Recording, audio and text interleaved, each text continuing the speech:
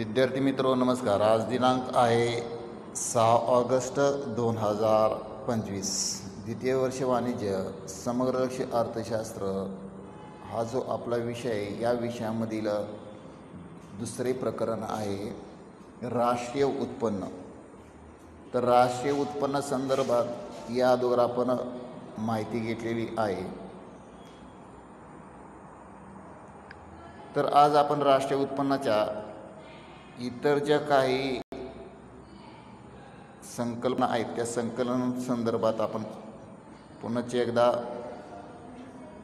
एक video lecture बनवायचे, आपल्याला सेव्ह करायचे। त्या दृष्टीने या ठिकाणी आपण ऑनलाईन ICTUचा उपयोग करून लेक्चर घेणार आहोत।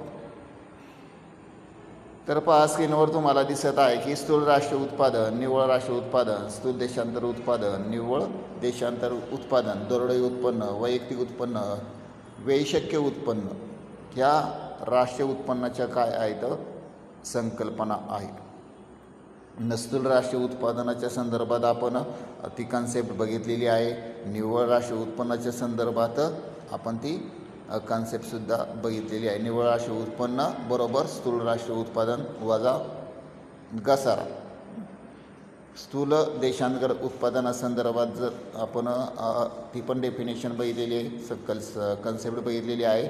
त्याच्यामध्ये स्थूल देशांतर्गत उत्पादन बरोबर स्थूल राष्ट्रीय उत्पादन वजा भारतीय नागरिकांचे विदेशातील उत्पादन मूल्य अधिक विदेशी नागरिकांचे भारतातील उत्पादन मूल्य, अशा त्या संकल्पना आहेत। आता निव्वळ देशांतर्गत उत्पन्न ही संकल्पना अभ्यासत असताना आपल्याला स्थूल राष्ट्रीय उत्पादन, ज्याला आपण म्हणतो काय GNP किंवा स्थूल देशांतर्गत उत्पादन असं म्हणतो, या दोन्ही उत्पादनाला घसारा हा महत्त्वाचा असतो। ज्याप्रमाणे स्थूल राष्ट्रीय उत्पादनातून घसारा वजा केल्यास निव्वळ राष्ट्रीय उत्पादन मिळते, अगदी त्याचप्रमाणे स्थूल देशांतर्गत उत्पादनातून घसारा वजा केल्यास निव्वळ देशांतर्गत उत्पादन त्या ठिकाणी मिळून जाते। तर सर्व विद्यार्थ्यांनी या कन्सेप्ट त्या ठिकाणी लक्षात घेतल्या पाहिजेत, जेणेकरून विद्यार्थ्यांना व्यवस्थित त्या ठिकाणी समजून येतील। म्हणजे ही कन्सेप्ट अभ्यासताना आपल्याला काय केलं पाहिजे की पूर्वीच्या अगोदरची कन्सेप्ट लक्षात आली पाहिजे, तरच या पुढच्या कन्सेप्ट कळू शकतात। आता पहा, इथं असं म्हणलेलं आहे निव्वळ देशांतर्गत उत्पन्न बरोबर स्थूल देशांतर्गत उत्पादन वजा घसारा, ठीक आहे ना।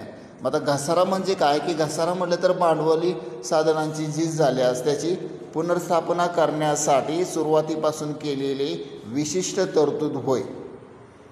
मग भांडवली साधनांच्या उत्पादनातून विशिष्ट रक्कम दरवर्षी बाजूला काढून ठेवली जाते, तिलाच काय म्हटलं जातं, घसारा म्हटलं असं जातं।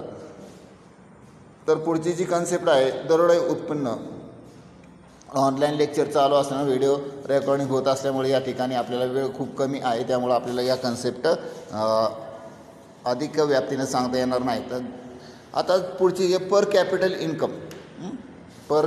इन्कम दरडोई उत्पन्न।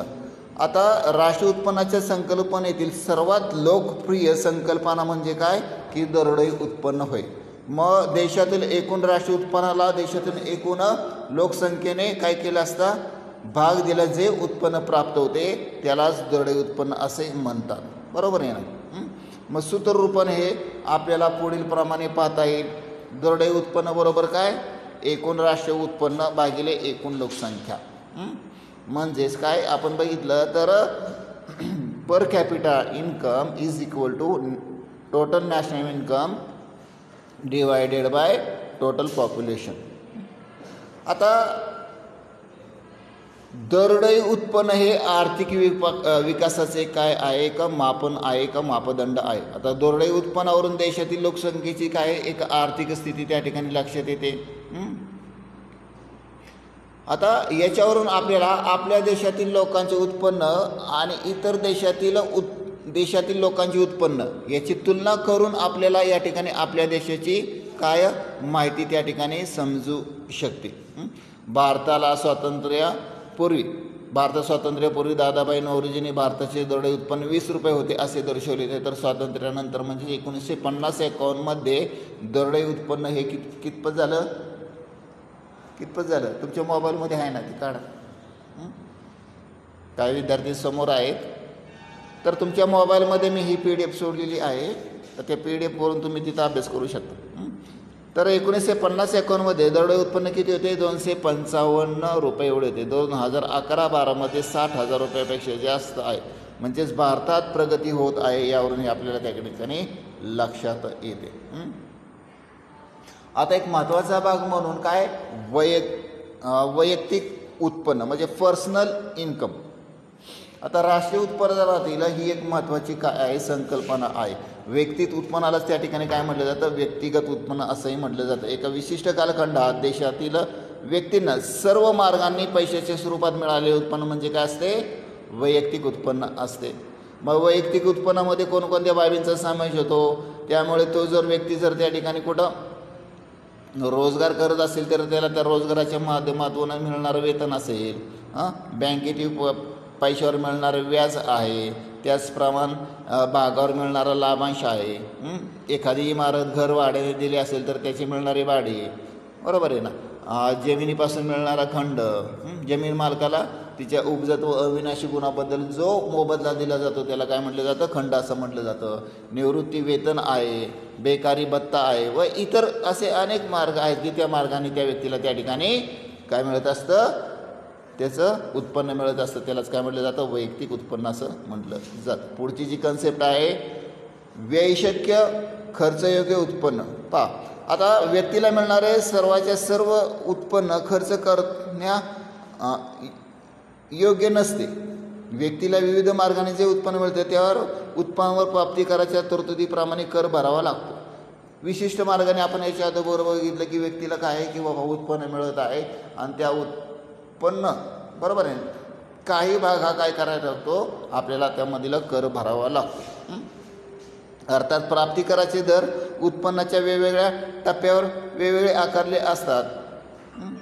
सध्या ते दर 10%, 20%, 30% असे असल्याचे आपल्याला त्या ठिकाणी दिसून येते. व्यक्तीला मिळणाऱ्या एकूण उत्पन्नातून प्राप्ती कर वजा केला जे उत्पन्न शिल्लक राहते त्याला काय म्हणतात? व्ययशक्य उत्पन्न असे म्हटले जाते. थोडक्यात काय की खर्चयोग्य उत्पन्न म्हणजे व्यक्तीकडील असे उत्पन्न की जे त्या व्यक्तीला खर्च करता येते. म्हणजेच व्यक्तीच्या एकूण उत्पन्नातून कराची रक्कम वजा केल्यास जे उत्पन्न शिल्लक राहते ते व्ययशक्य उत्पन्न होय. खाली उदाहरण दिलेले. उदाहरणार्थ एका व्यक्तीचे 2010-11 एकूण उत्पन्न किती? 5 लाख रुपये आहे आणि शासनाने त्याच्यावर जर 10% प्राप्ती कर आकारल्यास, बरोबर आहे ना, संबंधित व्यक्तीला 5 लाख रुपयावर 10% म्हणजेच किती? 50,000 रुपये शासनाला प्राप्ती कर भरावा लागेल. मग अशोकजवळ किती? 5 लाख वजा 50,000 राहिले किती? 4.5 लाख रुपये हे शिल्लक राहतील. यालाच काय म्हणलेले? खर्चयोग्य उत्पन्न असे त्या ठिकाणी संबोधले जाते. हेच आपल्याला सूत्ररूपाने पाहिजे असेल तर व्ययशक्य उत्पन्नाबरोबर एकूण उत्पन्न वजा प्राप्ती कर. तर मित्रांनो, अशा ह्या काय आहेत? वरील प्रमाणे काय